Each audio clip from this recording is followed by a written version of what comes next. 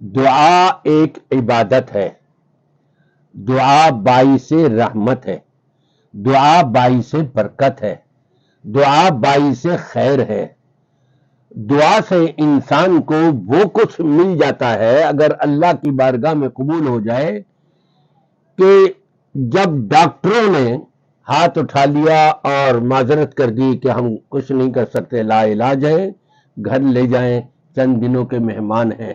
لیکن دعا اس وقت کام کرتی ہے، اللہ اس کو قبول کرتا ہے، اور وہ دعا پھر ایسا کام کرتی ہے کہ یہ اپنے پیروں پر مریض چلتا ہوا جاتا ہے جو اسپتال سے اپنے گھر کو ویل چیئر کے اوپر واپس ہوا تھا اور ڈاکٹروں نے لا علاج بتا دیا تھا۔ ڈاکٹر بھی دیکھ کر کے حیران ہو جاتے ہیں،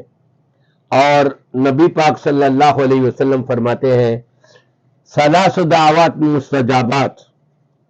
تین دعائیں تو قبول ہوتی ہیں، ضرور رد نہیں کی جاتی۔ آپ کو معلوم ہے وہ تین دعائیں کون سی ہیں کہ جو اللہ تبارک و تعالی رد نہیں فرماتا اور وہ ضرور قبول کی جاتی ہیں؟ لا شک فیہن، اس کے اندر شک کرنے کی گنجائش ہی نہیں ہے کہ میں پتہ نہیں قبول ہوگی یا نہیں ہوگی، نہیں، وہ اللہ کی بارگاہ میں قبول ہوتی ہے۔ کون فرما رہے ہیں؟ امام کائنات، حبیب کبریا، شافع روز جزا، آمنہ کے لال محمد الرسول اللہ صلی اللہ علیہ وآلہ وسلم کا یہ ارشاد اور فرمان ہے، ومن اصدق، آپ سے بڑھ کر اس دنیا میں کون زیادہ سچا ہو سکتا ہے؟ آپ کیا فرماتے ہیں؟ دعوت الوالدی، والد کی، اور ایک روایت کے مطابق ماں باپ کی،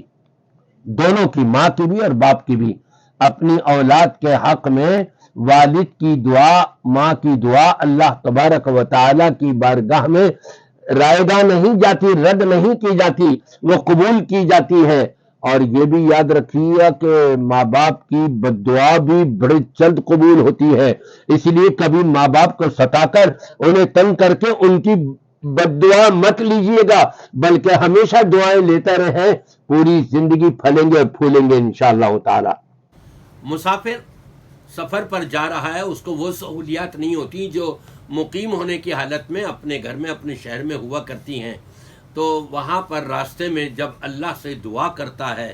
تو نبی پاک صلی اللہ علیہ وسلم فرماتے ہیں کہ اس کی دعا بھی قبول ہوتی ہے، رد نہیں کی جاتی۔ اس لیے میں اپنے تمام سامعین سے کہوں گا،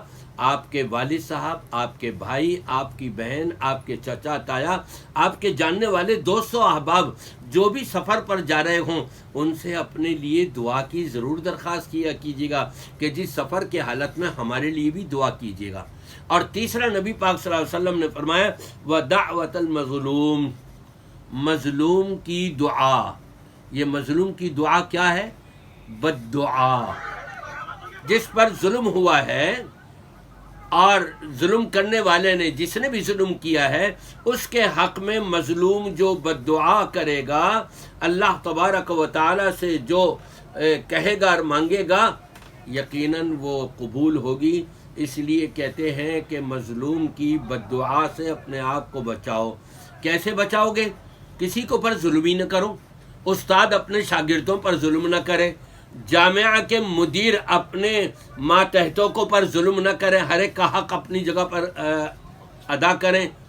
کسی کو چیخنا، چلانا اور اس کو ذلیل کرنا لوگوں کے سامنے چیخ کر کے، یہ گویا کہ ظلم کرنا ہے اپنے ماتحتوں کے اوپر۔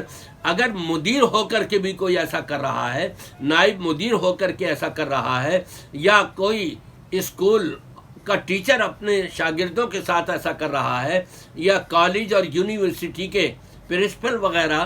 یہ لوگ اپنے ماتحتوں پر، یا مل اور فیکٹری کا مالک اپنے پاس کام کرنے والوں کو ذلیل کر رہا ہے، ظلم کر رہا ہے، تو یقیناً اس مظلوم کی بد دعا اس مالک کے حق میں بھی، اس ٹیچر کے حق میں بھی، اس پرنسپل کے حق میں بھی، اس مدیر کے حق میں بھی، اور اس استاد کے حق میں بھی، اس بڑے بھائی کے حق میں بھی، جو بھی ظلم کر رہا ہے کسی کے اوپر، بڑے جلدی بد دعا قبول ہوگی اور یہ انسان ہلاک و تباہ و برباد ہو جائے گا۔ لہذا ظلم کرنے سے اپنے آپ کو محفوظ رکھیں۔